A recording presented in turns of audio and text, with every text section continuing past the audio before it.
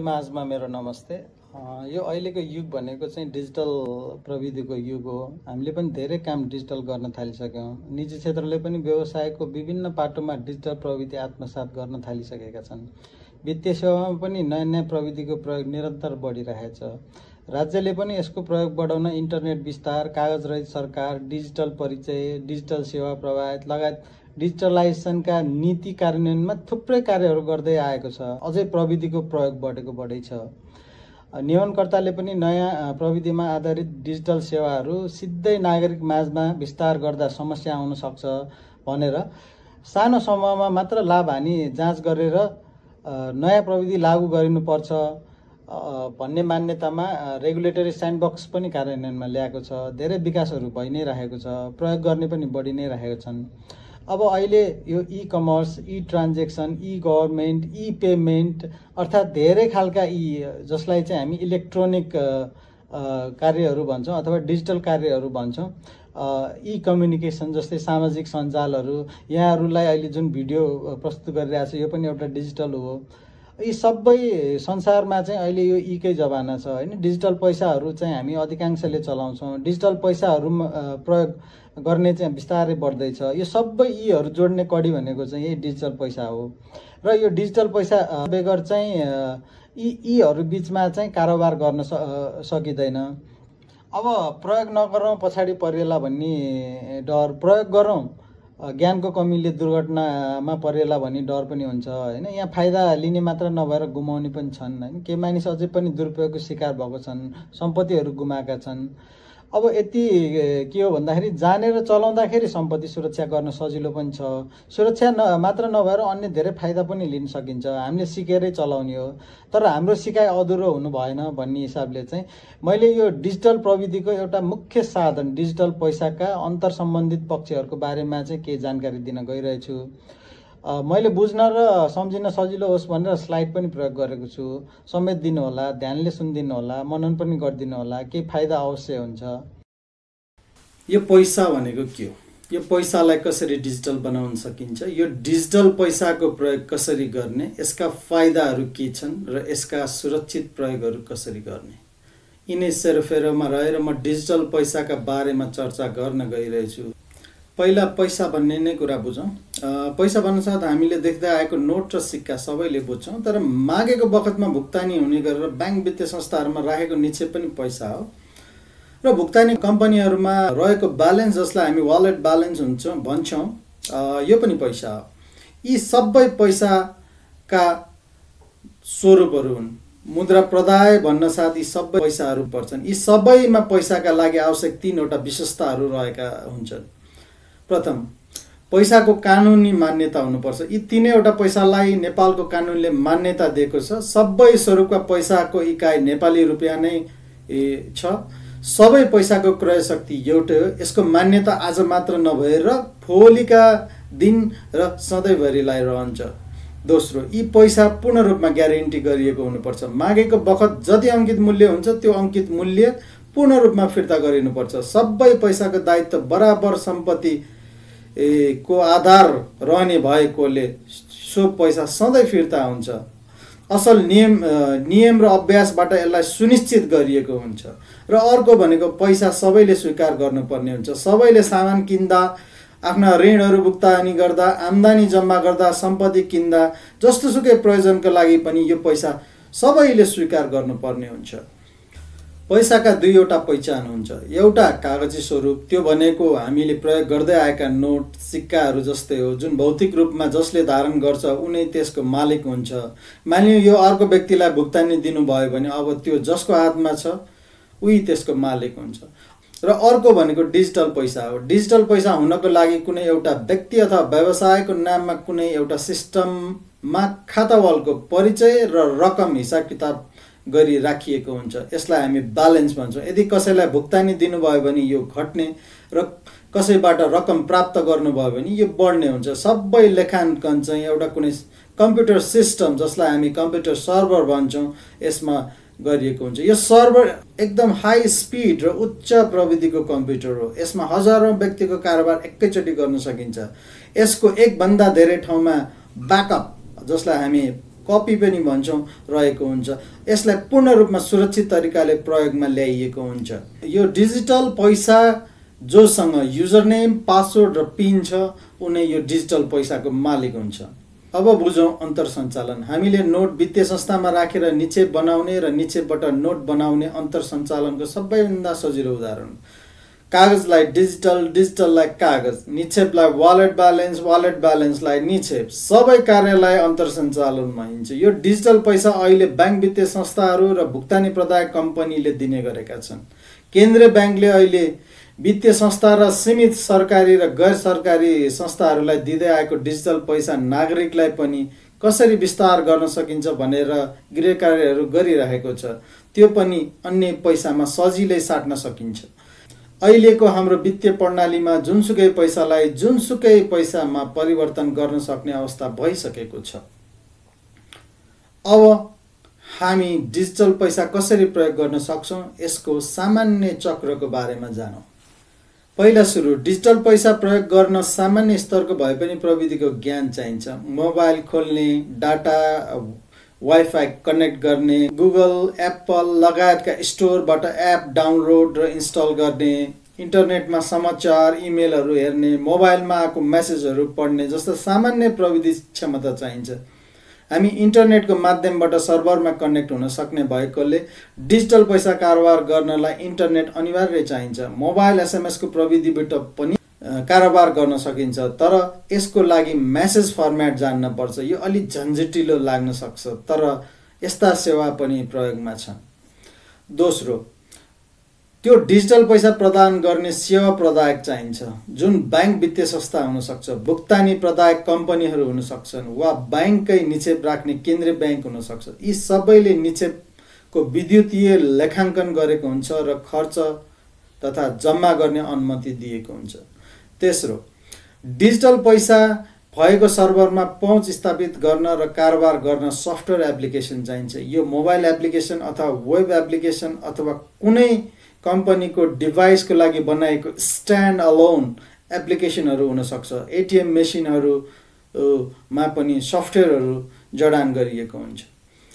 चौथो, पहुँच र कारोबार स्थापित गर्न सेवा प्रदायकले एउटा युजर नेम र पासवर्ड दिएको हुन्छ।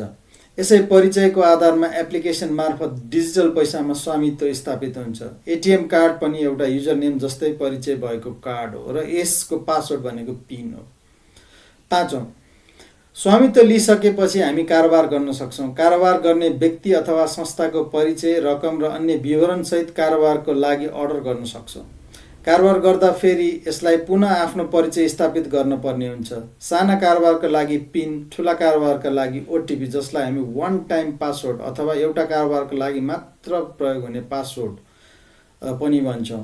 अहिले मोबाइल प्रविधिमा फिङ्गर पिन अथवा फेस पिन प्रयोग हुने गरेको छ। एटिएम कार्ड चलाउन पनि पिन नम्बर चाहिन्छ। र अन्तिममा हामीले कुनै कारोबार गर्छौँ भने त्यो कारोबार राफसाफ हुनुपर्छ। राफसाफ भनेको हामीले आम्दानी गर्छौँ भने त्यो हाम्रो ब्यालेन्समा जोडिने र हामीले भुक्तानी गरेमा खाताहरूबाट ब्यालेन्स घट्ने हुनुपर्छ। यो सँगै समग्र डिजिटल पैसाको प्रक्रियाहरू सकिन्छ र हामीले थपिएको ब्यालेन्सबाट तत्काल अन्य कारोबार पुनः गर्न सक्छौँ। एटिएम कार्डको हिसाब यसै गरी राफसाफ हुन्छ। एटिएमबाट पैसा निकाल्ने मात्र नभएर पैसा राख्न पनि सकिन्छ, तर नेपालमा यसको प्रचलन कमै हुने गरेको छ। प्रत्येक कारोबार राफसाफ भएको यकिन गर्ने, फरक परेमा गुनासो गर्ने र आफ्नो हिसाब ख्याल चाहिँ राख्नुपर्छ। एसएमएसबाट पनि राफसाफको जानकारी आउने गरेका छन्। अब डिजिटल पैसा प्रयोग गर्दाका फाइदाहरू बारेमा जानौँ। पहिलो, स्थान, पहुँच र प्रयोगको हिसाबले डिजिटल पैसा इन्टरनेट, मोबाइल अथवा कम्प्युटर भएको जुनसुकै स्थानबाट पनि कारोबार गर्न सक्छौँ। डिजिटल सेवा उपलब्ध गराउने बैंक तथा वित्तीय संस्थामा एकपटक गएर खाता खोलेपछि उसले दिएको युजर नेम र पासवर्ड जुनसुकै स्थानबाट कारोबार गर्न सक्छौँ। डिजिटल्ली खाता पनि खोल्न सकिन्छ। यो डिजिटल पैसा सोझै अर्को खातामा भुक्तानी गर्न सकिन्छ। यसलाई अनलाइन सामान, सेवा लगायतका खरिदहरू, शेयर खरिद, अर्को निक्षेप बनाउने, सामान खरिद गर्ने, बिमा सेवा किन्ने सबै भुक्तानीमा प्रयोग गर्न सकिन्छ। पसल, कृषक, उद्योगी स्कुल, कलेज, हस्पिटल, सञ्चार, वित्तीय सेवा सबै ठाउँमा डिजिटल पैसा चल्छ। यो डिजिटल पैसा भारतमा पनि चल्छ। नेपाली नगद भारतको सीमा बजारमा चले पनि भारतको अन्य ठाउँमा चल्दैन। हाम्रा ब्याङ्कका कार्डहरू नेपाल, भारत दुवैमा चल्छन्। डिजिटल पैसामा एकदमै कम पट्टा लाग्छ। त्यस्तै अहिले नयाँ आएको क्युआर प्रविधि धेरै जस्तो पसल, सेवा दिने संस्थाहरू धेरै स्थानमा भइसकेको छ। यस्तो स्क्यान गर्दा नाम, खाता नम्बर अथवा मोबाइल नम्बर एप्लिकेसन आफैले पढेर पत्ता लगाएर राखिदिने हुनाले पाउनेको खाता नम्बर गलत होला भन्ने जोखिम कम हुन्छ।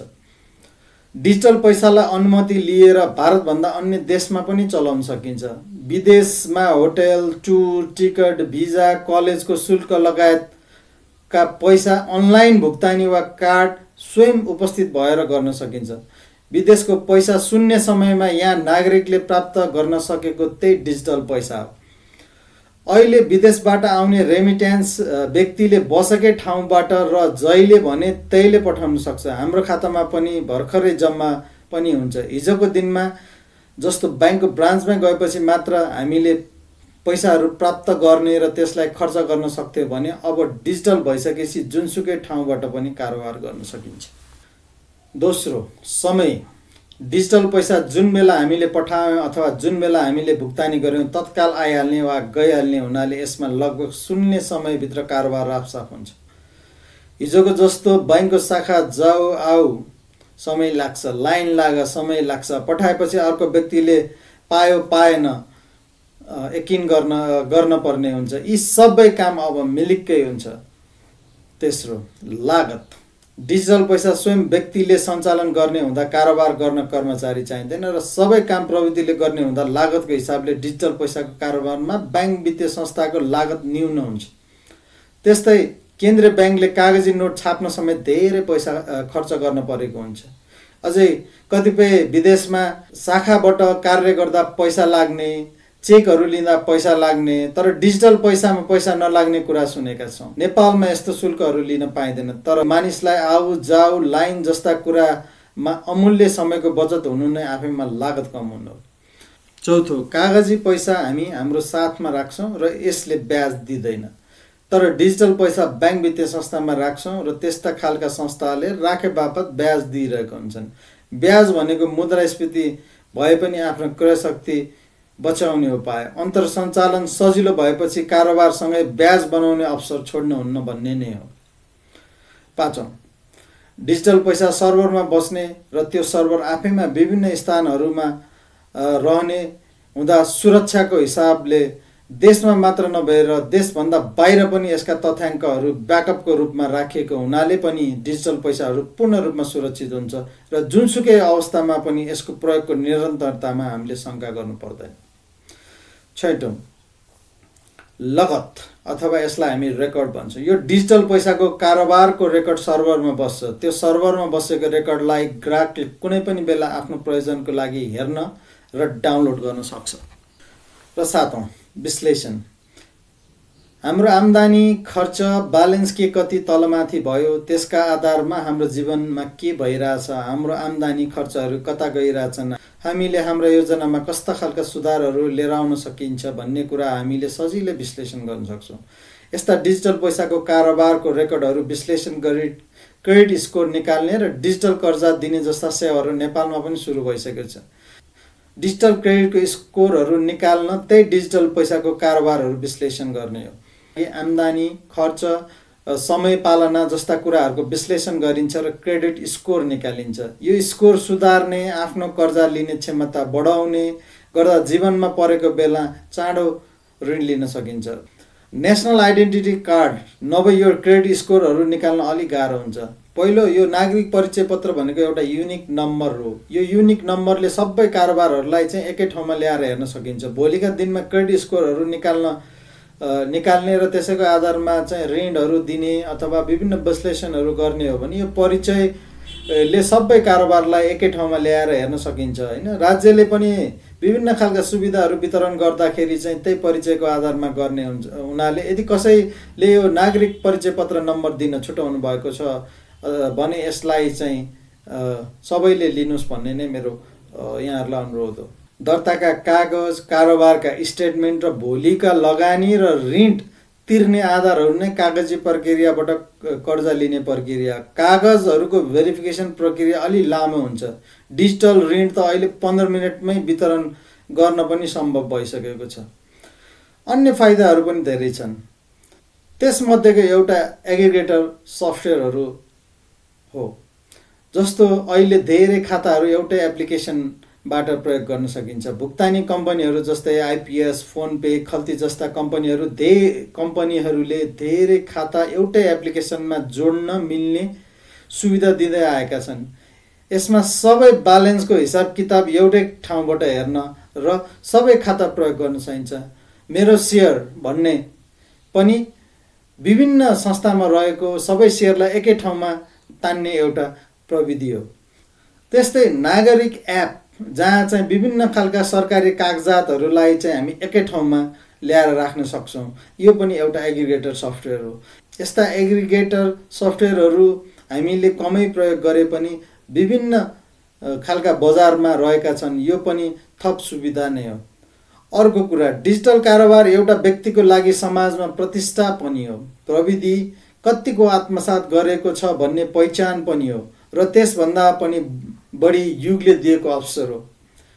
व्यवसाय गर्नेलाई त डिजिटल पैसा प्रयोग नगर्ने हो भने व्यवसाय गर्न गाह्रो नै हुन्छ।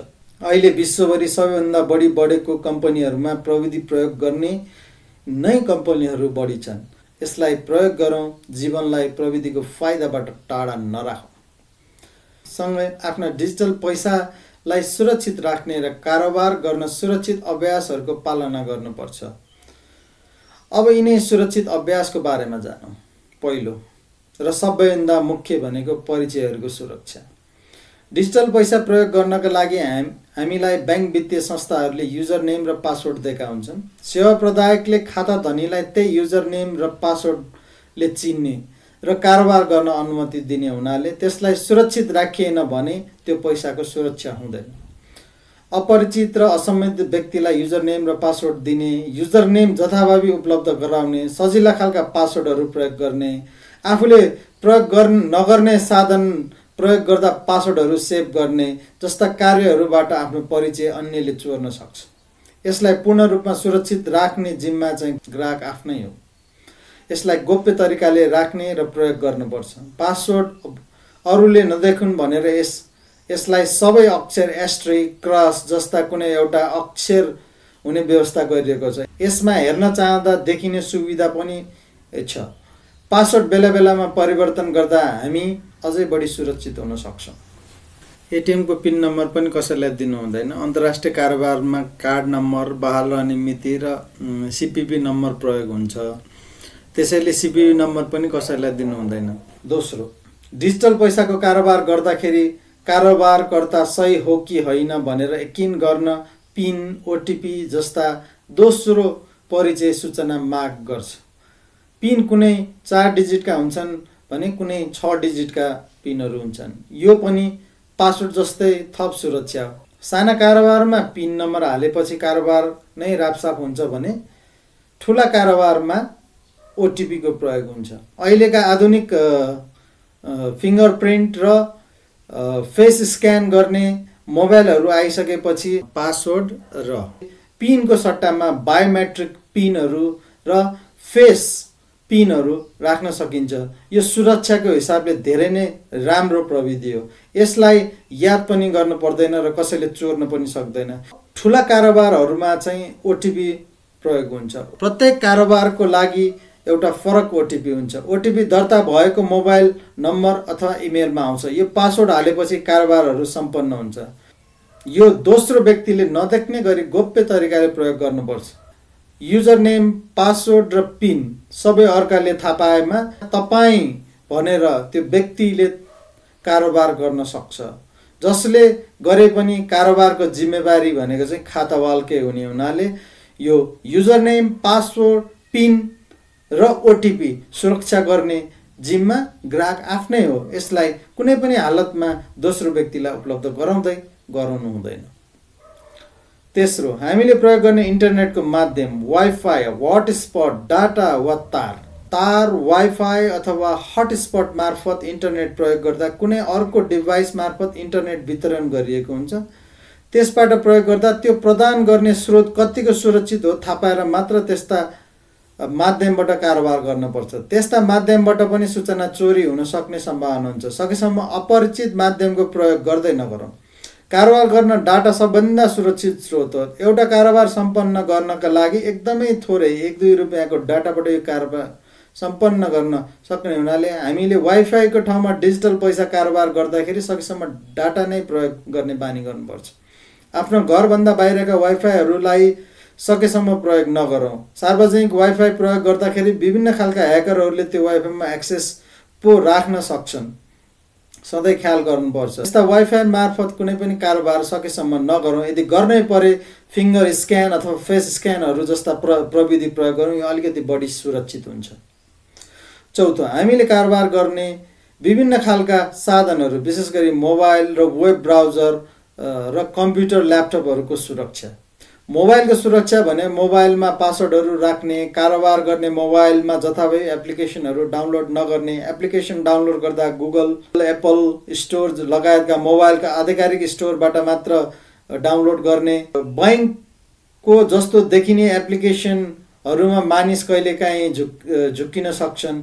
शङ्का लागेमा यस्ता एप्लिकेसनहरूको थप परिचय पनि हेर्न सकिन्छ। गलत एप्लिकेसन प्राय तथ्याङ्क चोर्ने मनसायले झुक्क्याएर डाउनलोड गराइन्छ। थर्ड पार्टी एप्लिकेसनहरू .apk एक्सटेन्सन भएका एप्लिकेसनहरू यदि हामीले डाउनलोड गर्छौँ भने त्यसको सुरक्षाको जिम्मा ग्राहक आफैले लिनुपर्छ। मोबाइल नै ह्याक गर्ने प्रविधि हामीले हाम्रा साधनमा इन्स्टल गर्न पुगेला सचेत रहौँ। त्यस्तै वेबको सवालमा हामीलाई विभिन्न खालका लिङ्कहरू इमेल, सोसल साइट, मेसेन्जरहरू मार्फत आइरहेको हुन्छन्। विभिन्न बहानासहित आउने यस्ता सूचनालाई फिसिङ भनिन्छ। भोइस नै प्रयोग गरेर आउनेलाई फिसिङ, एसएमएस अथवा मेसेन्जरहरूबाट आउनेलाई स्मिसिङ भनिन्छ। भिडियो मेसेजमा पनि लिङ्कहरू राख्न सकिन्छ। विशेष गरी वित्तीय विवरणहरू माग्ने लिङ्कहरू आधिकारिक हो वा होइन भन्ने यकिन गर्नुपर्छ। कहिलेकाहीँ उस्तै देखिने बिचका कुनै एउटा अक्षर मात्र फरक हुने खालका वेबसाइटहरूले मान्छे झुक्किने गर्छन्। कहिले काहीँ सोसल मेसेन्जरहरू ह्याक हुँदा ती ह्याकरले पैसाहरू मागिराखेको हुन्छ। पैसा कारोबार गर्दा सके एकपटक फोनमै कुरा गर्ने अथवा पैसा हालिदिने खाता फरक परेमा नसोधी हाल्दै नहाल्ने। पाँचौँ, यी डिजिटल कारोबार गर्दाखेरि हामीसँग केही अनुशासनहरू हुनुपर्छ। डिजिटल पैसा जति स्पिडमा एउटा खाताबाट अन्य खातामा सार्न सकिन्छ। यहाँहरूले कुनै कारोबार इनिसिएट गर्नुभयो र सेन्ड गर्नुभयो भने त्यो पैसा अब फिर्ता आउँदैन। फिर्ता नआउने कारणले जुनसुकै पैसा कारोबार गर्दाखेरि पनि सम्बन्धित ठाउँमा यदि पैसा पठाउँछौँ भने त्यो पठाउनेको खाता नम्बर अथवा त्यसको युजर नेम अथवा मोबाइल नम्बरहरू यकिन गरेर पठाउनुपर्छ। रकम कहिलेकाहीँ एउटा शून्य पनि थपिने, कहिलेकाहीँ नम्बर यताउति पर्ने जस्ता गल्तीहरू हुने हुनाले रकमलाई दोहोऱ्याएर यकिन गर्नुपर्छ र पिनकोड प्रयोग गर्दाखेरि पनि रकम पुनः यकिन गर्नुपर्छ। यतिको अनुशासन नहुँदा कहिलेकाहीँ आफैले दुःख पाउनु पर्ला। यो खातावाल पठाउने व्यक्तिको परिचय र रकम पुनः यकिन गर्ने बानी बसाल्दा चाहिँ राम्रो हुन्छ। अर्को, सेवाका शर्तहरू पढ्ने, जोखिमको बारेमा जान्ने, प्रतिफलहरूको बारेमा जान्ने, सेवा सञ्चालनका प्रक्रियाहरूमा परिवर्तन आएका हुन सक्छन् यसका बारेमा सूचना लिने। सूचनासँगै कम्पनीहरूले विभिन्न विज्ञापनहरू पनि गरेका हुन्छन्। विज्ञापन कुनै एउटा कम्पनी विशेषले आफ्ना कुनै सेवा विशेषको प्रमोसनको लागि प्रयोग गर्ने भए हुनाले विज्ञापन र सूचना बीचमा फरक के हो भन्ने कुरा यहाँहरूले जानकारी लिनुपर्छ। कहिलेकाहीँ अपत्यारोले स्किमहरू पनि चलाएको हुन्छन्। यदि धेरै नै प्रतिफल दिने जस्ता लगानी कसैले यहाँलाई भन्दैछ भने ती स्क्यामहरू पनि हुन सक्छन्। लटरी, जागिर लगायतका विभिन्न प्रलोभनहरू पनि आउन सक्छ। क्रिप्टो कारोबारहरूमा यस्ता स्क्यामहरू धेरै हुन्छन्। त्यसैले यस्ता स्क्यामहरूको बारेमा जानकारी लिँदा आफू त्यसमा नफस्ने र नपर्ने सम्भावना बढी हुन्छ। हामीले विभिन्न खालका कारोबार गर्दाखेरि विभिन्न खालका समस्याहरू आउन सक्छन्। पैसा नजाने, गलत व्यक्ति अथवा संस्थालाई पैसा जाने, फरक रकम जाने, विदेश जाँदा फरक कारोबारहरू हुने जस्ता समस्याहरू बेला बेलामा आउने गर्छन्। यस्तो समस्या सम्बन्धित व्यक्ति र सेवा प्रदायक दुवैलाई जानकारी गराइहाल्ने। कतिपय अवस्थामा तुरुन्तै समाधान हुन सक्छ भने कहिलेकाहीँ लम्बिन सक्छ। त्यसैले आफ्नो कारोबारको नियमित अनुगमन गर्ने बानी बनाउनु पर्छ। गुनासो लम्बिँदा न्यायिक प्रक्रियामा जान पर्दा कसरी जाने, कसकोमा जाने भन्ने जान्नु पर्दछ। समस्या सुल्झाउने सेवा प्रदायकको पहिलो जिम्मेवारी हो र दोस्रो जिम्मेवारी नियमनकर्ताको। आपराधिक प्रकृतिका समस्यामा अनुसन्धान गर्ने सरकारी निकायहरू पनि जोडिन सक्छन्। गुनासोको प्रक्रिया यही नै हो। अनलाइन गुनासो पनि गर्न सकिन्छ। बैंक र नियमनकर्ता दुवैको वेबसाइटमा त्यसको लिङ्कहरू राखिएका हुन्छन्। डिजिटल पैसा चलाउनेले डिजिटल गुनासो गर्दा समय, स्पिड र स्थानको फाइदा लिन सकिन्छ। कागजी र डिजिटल गुनासोको समाधान प्रक्रिया दुवैको प्रक्रिया उस्तै हो। डिजिटल पैसामा धेरै प्रकारका ठगीहरू पनि हुने गरेका छन्। धेरै व्यक्तिहरू समस्यामा परेका छन् जो क्यारा वा प्रलोभनमा पारेर आधिकारिक निकायको मानिस हुँ भन्दै वा विभिन्न किसिमका धम्कीहरू दिँदै परिचयहरू, युजर नेम, पासवर्ड, पिन र ओटिपी नम्बरहरू फुत्काउने, जागिर र कमिसनको नाममा पैसा ओसार पसार गराउने, लटरी, विभिन्न अवसर अथवा ठुलो ऋण मिलाइदिन्छु भने अग्रिम रकमहरू माग गर्ने, फर्जी रसिद लगायतका तिरिहाल्नुहोस् नत्र सेवा अवरुद्ध हुन्छ जस्ता अनेक सूचनाहरू प्रवाह गरेर पैसा माग्ने, रोमान्सका नाममा विभिन्न गतिविधिहरू गर्ने र त्यही गतिविधिको कुराकानी, फोटो र भिडियोको नाममा पछि तर्साएर पैसा माग्ने, विभिन्न आपराधिक समूहको नाममा तर्साएर पैसाहरू माग्ने, आकर्षक खालका लगानीहरूको प्रलोभन दिने, यस्ता गतिविधिहरू सबै वित्तीय अपराधहरू हुन्। यी सबै अपराधमा व्यक्तिको अज्ञानता, असावधानी, लोभ र डरको प्रयोग भएको हुन्छ। गोपनीयता यहाँको अधिकार हो। व्यक्तिगत परिचय कुनै पनि बाहनामा कसैलाई पनि दिनु पर्दैन। यदि कसैले पिन र पासवर्ड माग्छ भने त्यो माग्ने व्यक्तिले तपाईँको खाता दुरुपयोग गर्न सक्छ, याद गर्नुहोला। परिवारकै सदस्यलाई दिँदा पनि पैसा दुरुपयोग भएका उदाहरण पनि छन् यहाँ। अर्को खाताको पासवर्ड र पिन नम्बरहरू रिसेट अर्थात् नयाँ कायम गर्दा ओटिपीहरू चाहिन्छ। त्यो ओटिपी चाहिँ मोबाइलको एसएमएस मेसेज अथवा इमेलहरूमा आउँछ। त्यो इमेलको पासवर्ड अर्कोले चोर्यो भने त्यो पासवर्ड पिन नम्बरहरू उसैले परिवर्तन गर्न सक्छ। हामीले खाताको मात्र नभएर इमेल र मेसेजको पनि सुरक्षा गर्नुपर्छ। इमेल ह्याक गरेर पैसा चोरेका उदाहरण पनि प्रशस्तै छन् यहाँ। परिचयको अनुशासन नपुग्दा गुमेको परिचय प्रयोग अर्कैले गरिदिन पनि सक्छ। प्रयोग नगरिएको खाता डोरम्यान्ट राख्नुभन्दा सबै पैसा झिकेर शून्य बनाउने। प्रयोग नगर्दा फाइन नै त लाग्दैन, तर अनुगमन नपुग्दा खाता दुरुपयोग हुने सम्भावना चाहिँ अलिक बढी हुनसक्छ र भोलि दुरुपयोगै भएको अवस्थामा पनि अलि ढिलो थाहा हुनसक्छ।